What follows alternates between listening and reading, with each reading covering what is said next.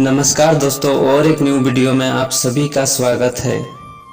दोस्तों, भगवान के नाम की वंदना करते हुए संत शिरोमणि गोस्वामी तुलसीदास जी लिखते हैं, बंदो नाम राम रघुबर को, हेतु किसानु भानु हिमकर को, विधि हरि हरमय वेद प्राण सो, अगुण अनुपम गुण निधान सो।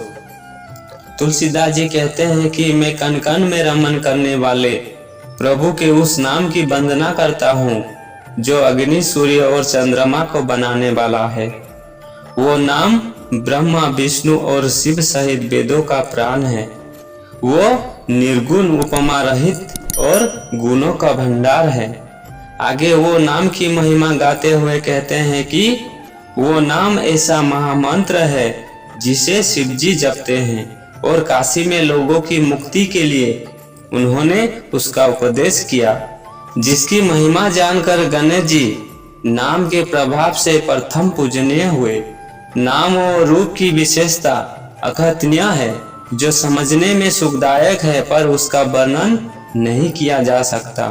तुलसीदास जी अपने आत्मा अनुभव से लिखते हैं कि निर्गुण व सगुण के बीच में नाम एक सुंदर साक्षी है, और दोनों अर्थात निर्गुण व सगुण का यथार्थ ज्ञान कराने वाला चतुर्दुभाषिया है।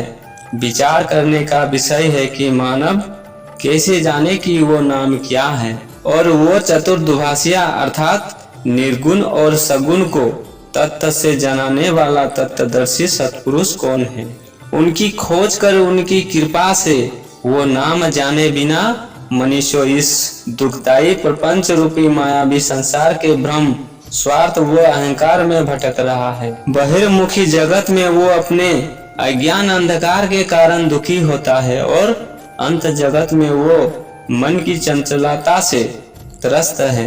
उसे अंदर वो बाहर दोनों जगत में ज्ञान का प्रकाश चाहिए।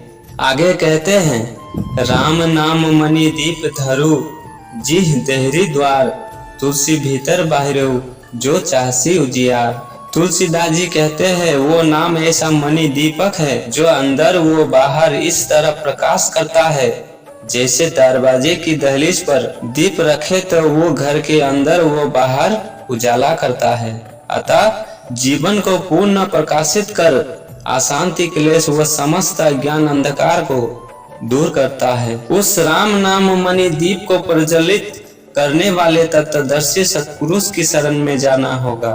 वास्तव में संत महापुरुष की सत्संग आनंद व कल्याणमय है। उनका समागम ही चलता फिरता प्रयागराज है, जिसमें डुबकी लगाकर श्रद्धालु पुनीत होकर प्रभु भक्ति और विमल विवेक को प्राप्त करते हैं। और आगे कहते हैं, मुद मंगल संत समाजू, जो जग जंगम तीरथ राजू, राम भक्ति जय सुरसरी धारा, सुरसई ब्रह्म विचार प्रसारा। तुलसीदास जी कहते हैं, संकट में पड़कर जो आर्त भक्त उस नाम को जपते हैं, उनकी भारी संकट मिट जाते हैं और वे सुखी हो जाते हैं। वास्तव में संत महापुरुष का नित्य अवतार अपने भक्तों को सुखी और समृद्धि बनाने के लिए ही होता है। जैसे प्रभु राम ने राम अवतार लिया और वनवास में जाकर दंडक वन को सुहावन कर उनके दर्शनों ने असंख्य मनुष्यों के मन को पवित्र कर दिया। दंडक बनु प्रभु किन्हीं सुहावन, जन मन अमित नाम किए पावन। प्रभु राम ने तो केवल राक्षसों के समूह को मारा, पर उनका नाम तो कलयुग के सारे पापों का समूल नाश करने वाला है। और आगे कहते हैं, सिया राम मई सब जग जानी, करहु प्रणाम जोरी जुग पानी। तुलसीदास जी कहते हैं, मैं समस्त संसार को प्रभु की भक्ति वो राम से ओतप्रोत जानकर, मानकर नहीं जानकर, दोनों हाथ जोड़कर प्रणाम करता हूँ। अद्भुत है प्रभु की लीला।